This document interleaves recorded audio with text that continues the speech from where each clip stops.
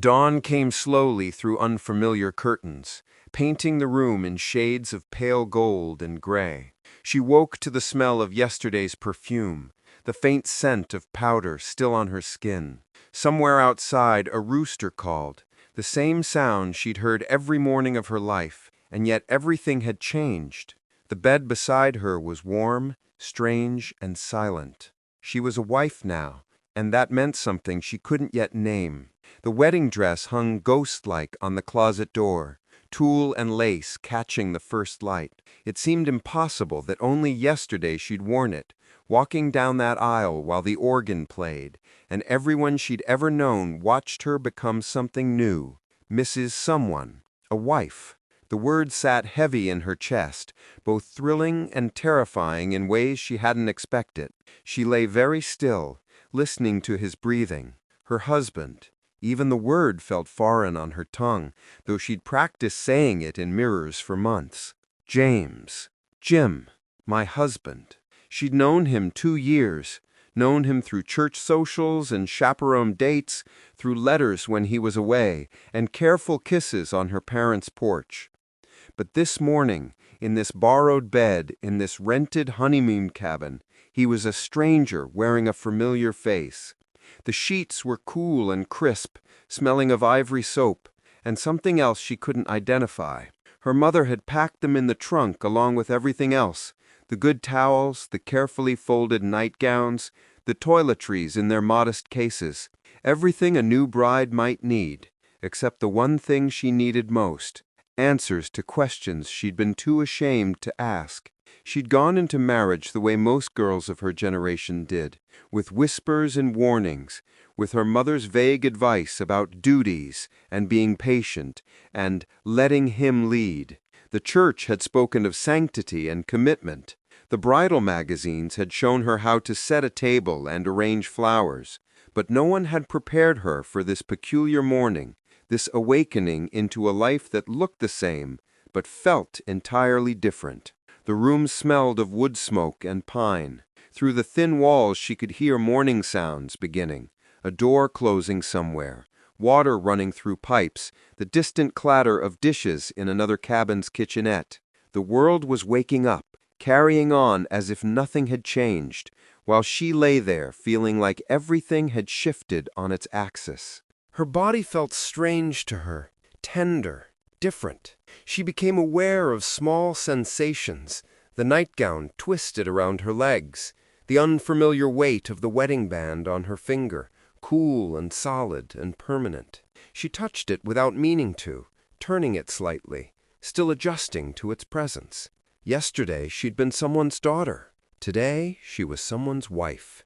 The transformation had happened so quickly, in a ceremony that lasted less than an hour, but the weight of it stretched forward into forever. She thought about getting up, about starting the coffee the way her mother had taught her, about brushing her hair and washing her face and becoming presentable. But she wasn't sure of the rules here. Was she supposed to wake him? Wait for him to wake first? Pretend to still be asleep? No one had explained this part. The morning after, when the ceremony was over and the guests had gone home, and it was just the two of them in this small space, learning how to be married. The light grew stronger, turning from gray to gold to the clear brightness of early summer. She could see dust motes dancing in the sunbeam that fell across the patchwork quilt. The quilt had been a wedding gift from his grandmother, made from scraps of fabric that held 100 stories she didn't yet know. She was sewing herself into a family now, into histories and traditions and ways of being she would have to learn. She wondered what her mother was doing right now, probably standing at the kitchen counter of the house where she'd grown up, making breakfast for her father and her younger brother, the same way she'd done for 25 years. Was she thinking about her daughter, lying in this strange bed? Did she remember her own wedding night, her own uncertain morning? They'd never talked about such things. Good women didn't. The silence in the room felt enormous. She'd grown up in a house full of noise, her brother's radio, her father's evening paper rustling, her mother's footsteps on the stairs. This quiet was something new, something she'd have to get used to. The quiet of being alone with another person, the quiet of shared secrets and unspoken understandings. She studied the room in the growing light, a simple dresser with a clouded mirror, a washstand with a pitcher and basin painted with tiny blue flowers, a rag rug on the wooden floor. It wasn't much, but for the next 3 days it was home. And after that they'd return to the apartment he'd rented, 2 rooms above a drugstore in town, with a hot plate and a bathroom down the hall. That would be home too, hers to make into something, hers to fill with the kind of life she'd been preparing for since she was a little girl playing house with her dolls. But lying here in this morning light, she felt suddenly young and unprepared. All the home economics classes, all the advice columns in Ladies' Home Journal, all the whispered conversations with married friends who spoke in euphemisms and raised eyebrows, none of it had quite prepared her for the reality of this, for waking up changed, for the responsibility of being someone's wife, someone's eventual mother, someone's keeper of home and hearth and happiness. She heard him stir beside her, and her heart quickened. This was it, the first morning, the beginning of everything that would come after. She closed her eyes, steadied her breathing, and prepared to face whatever this new day would bring. She rose carefully, quietly, while he still slept. The morning air was cool on her skin as she slipped from beneath the covers, reaching for her robe, pale pink chenille, another gift from the bridal shower, still stiff and new. Her feet found the cold floor, and she moved like a shadow toward the small kitchenette, guided by instinct and years of watching her mother perform these same morning rituals. The cabin's kitchen was barely more than a corner, a 2-burner hot plate, a small icebox, a narrow counter with just enough room to work. Someone had stocked it for them, eggs in a bowl, bacon wrapped in butcher paper, bread in a box, coffee in a tin. Provisions for newlyweds. She stood there for a moment, her hand on the coffee tin, struck by the strangeness of it all. This was her job now, not helping mother, not learning, doing. She measured the coffee with careful precision, the way she'd been taught, 2 tablespoons per cup, 1 for the pot. The percolator was unfamiliar, borrowed like everything else in this temporary home, but coffee pots were all basically the same. She filled it with water from the tap, assembled the pieces, set it on the burner, and struck a match. The flame caught with a soft whoosh, blue and steady. There, her first breakfast as a wife. While the coffee began its slow percolation, she moved through the small space, straightening things that didn't need straightening, smoothing the dish towel, aligning the salt and pepper shakers. These small acts of ordering felt important somehow, like she was establishing herself in this new role. A good wife kept a tidy home. A good wife made everything look effortless. A good wife smiled. She caught her reflection in the window glass, a pale ghost of herself, her hair still pinned from yesterday, her face bare of makeup. She looked young, frightened. She arranged her features into something calmer, practicing the serene expression she'd seen on her mother's face 1,000 mornings, pleasant, capable, unruffled.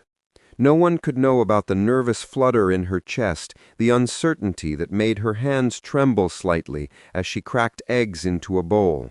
The smell of coffee filled the small space, rich and familiar. It was a comfort, that smell. Something constant in a world that had shifted overnight. She found herself moving more confidently now, falling into rhythms learned from a lifetime of observation. Slice the bacon, heat the pan. The sizzle and pop of meat hitting hot iron was satisfying, normal, something she knew how to do. But underneath the ordinary actions, her mind raced with questions. Had she been what he expected? Had she done things right? There was no guidebook for this, no instruction manual. Her mother's vague advice echoed uselessly. Just be sweet, dear. Men appreciate a gentle nature. But what did that mean in practical terms? In the darkness of night? In the harsh light of morning? She'd heard stories, of course, whispered conversations at bridal showers, older women speaking in coded language about duties and expectations and making him happy. Her married cousin had pulled her aside at the reception, squeezed her hand, and said only, "It gets easier." But easier than what? No one would say plainly. Nice girls didn't talk about such things. Nice girls just endured, or enjoyed, or something in between that had no name. The bacon curled and crisped. She turned it carefully with a fork, watching the grease pool and spit. Outside, morning birds had started singing. Somewhere down the lane, a car engine turned over, coughed, caught. The world was going about its business, everyone knowing their place in it. She wondered if she looked like she knew her place too, if anyone watching through the window would see just another young wife making breakfast, or if they could somehow tell that she felt like a child playing dress-up in her mother's clothes. She heard movement from the bedroom, the creak of bed springs, footsteps on floorboards. Her pulse quickened. He was awake. She smoothed her robe, touched her hair, arranged her face into that pleasant expression again. This was the test, the first morning. Everything had to be perfect. "Morning," his voice came from the doorway, rough with sleep. She turned, smiled, hoped it looked natural. "Good morning. I hope I didn't wake you. Coffee's almost ready." He looked rumpled, boyish in his undershirt and trousers, his hair sticking up in the back. For a moment he seemed as uncertain as she felt, and something in her relaxed slightly. Maybe they were both just figuring this out. "Smells good." And she felt a little swell of pride. She could do this. She could be what he needed. She served him breakfast at the small table, the plate arranged the way her mother had taught her. Eggs at 9 o'clock, bacon at 3, toast at 6. She poured his coffee, added cream without asking, because she'd noticed yesterday that he took it light. These small observations felt important, like building blocks of wifehood. Notice what he needs, provide it before he asks, anticipate, smooth his way. She sat across from him with her own plate, smaller portions, eating delicately even though she was hungry. Ladies didn't show too much appetite. Ladies picked at their food, moved it around their plates, focused on conversation. But what did you talk about over breakfast with a man you'd known for 2 years but barely knew at all? He complimented the eggs. She thanked him, pleased. They discussed the weather, looked like it might rain. They talked about what time they should drive into town for supplies. Safe topics, easy topics. Nothing about last night, nothing about the strangeness of sitting here together, married, starting a life, both of them probably wondering the same things but unable to voice them. After breakfast, she washed the dishes in the small sink while he read yesterday's newspaper, already 2 days old. The routine felt important, establishing patterns, creating normalcy. She hummed softly while she worked, a tune she'd heard on the radio, something cheerful and mindless. This was marriage. This was what she'd been preparing for. And if it felt slightly hollow, slightly performative, well, that was probably normal too. You grew into these roles. You became them eventually. She dried the last plate, hung the dish towel to dry, surveyed her small kingdom. Everything in its place, everything tidy and ordered and correct. From the outside, looking in, someone would see a perfectly normal young married couple starting their perfectly normal day. No one would guess at the questions churning beneath her calm surface. No one would know about the doubts, the fears, the sense that she'd crossed into a country whose language she didn't quite speak yet. And maybe that was marriage too. The performance of certainty, the projection of happiness, the smile that said everything was exactly as it should be, even when you weren't quite sure what should be even meant. In the years that followed that first morning, she would think back to it often, that strange dawning into wifehood, that bewildering threshold between one life and another. She would remember standing at that tiny sink, dish towel in hand, trying so hard to embody something she didn't quite understand yet, trying to become the woman she'd been told she should be. But there were things she never spoke of, not to her mother, who'd raised her in careful silence, Not to her friends, who'd married and seemed to adjust without question. Not even to her husband, lying beside her in the darkness of 1,000 nights to come. Some truths were too private, too shameful, too confusing to voice, so she kept them folded inside herself, tucked away like love letters no one else would ever read. She never spoke of how long it took to feel like marriage was real, not just something she was acting out, but something she genuinely inhabited. Months passed before she stopped feeling like a girl playing house, before the apartment above the drugstore felt like home instead of a stage set, before his touch became familiar instead of startling.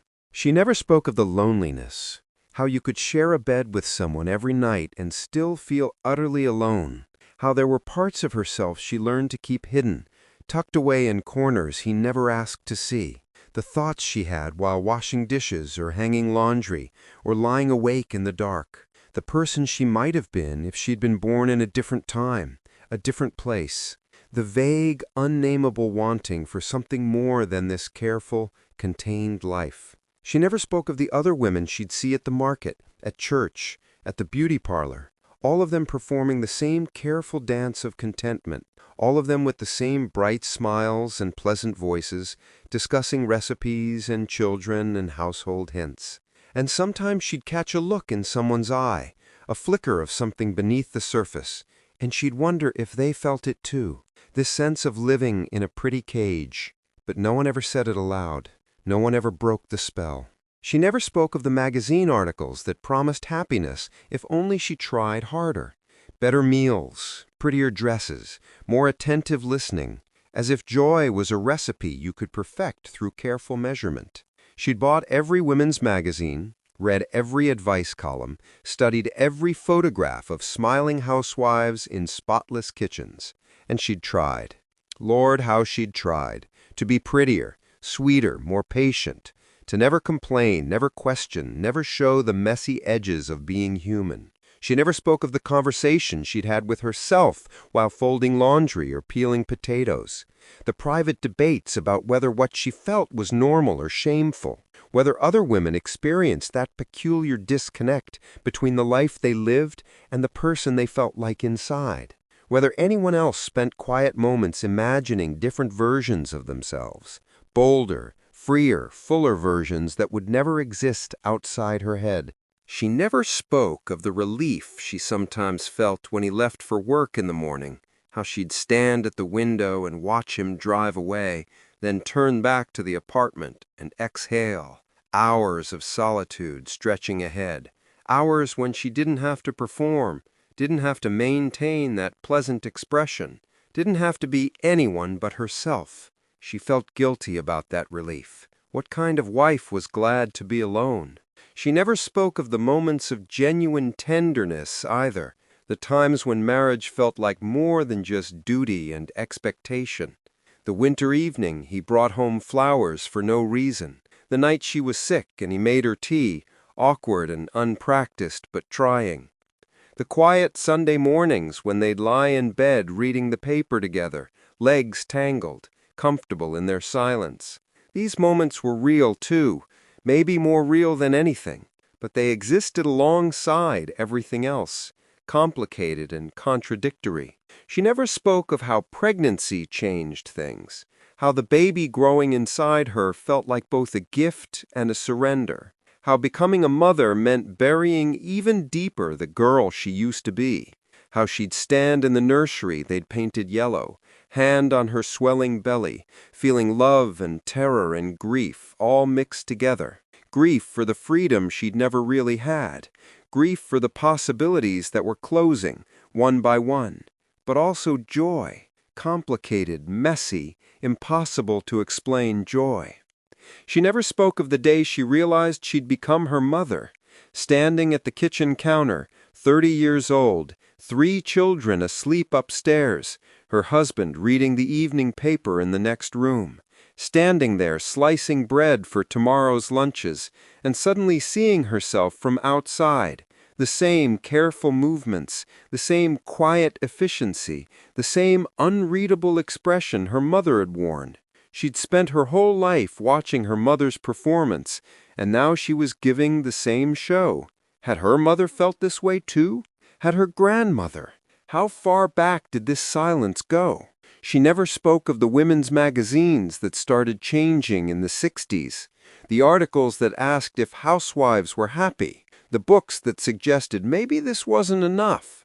She'd read them secretly, guiltily, feeling something stir inside her that was both exhilarating and terrifying. But by then she was in her 40s, and what could she do? She had a life, a family, a role she'd been performing for decades. You didn't just walk away from all that. You didn't just become someone new. She never spoke of the strange freedom that came with age, how as she grew older, the performance mattered less, how she started speaking her mind more, caring less what people thought, finding a kind of power in no longer being young and pretty and pleasing, how her marriage mellowed into something more honest, less fraught, how she and her husband became partners in a way they'd never been when they were young and trying so hard to fit their prescribed roles. And she never spoke of how, looking back across the years, from the vantage point of old age, that first morning felt both distant and immediate, how she could still smell the coffee, still feel the cold floor beneath her feet, still remember the flutter of nervousness as she tried to be perfect, how young she'd been, how earnest, how determined to get it right, though no one could tell her what right even meant. If she could go back and whisper something to that young woman, standing in the cabin's kitchenette, trying so hard to become a wife, what would she say? That it gets easier? That's what everyone said. But that wasn't quite right. It didn't get easier. You just got stronger. You learned which battles to fight and which to let go. You learned to find joy in small moments. You learned to protect the parts of yourself that mattered most. You learned to live with contradictions. But she never spoke any of this aloud. Not really. Instead, she'd smile when young brides asked for advice, and she'd say what everyone said. Just be patient, dear. Just be kind. Just remember that marriage is work. All the safe, acceptable things, all the things that were true, but not the whole truth. Because some truths were too complicated for words. Some truths you carried alone, folded inside yourself like secrets you keep even from yourself. Some truths were written only in the quiet moments, in the dawn light through unfamiliar curtains, in the steam rising from morning coffee, in the space between what you show the world and who you really are. She was a wife, a mother, a keeper of home and family. She did her duty. She found her joy where she could. She lived the life that was given to her, in the time she was given to live it. And if sometimes, lying in bed at night after everyone else was asleep, she wondered about the other lives she might have lived, well, that was her secret to keep. That was the part of herself that remained hers alone. The morning after, and all the mornings after that.